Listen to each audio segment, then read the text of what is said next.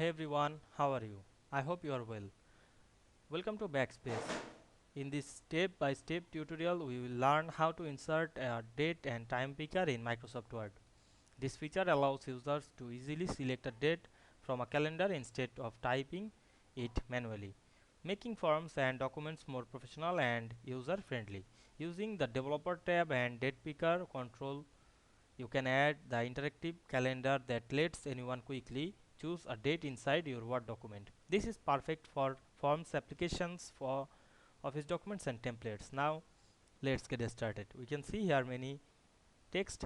This is the assignment. Now I want to add the date here.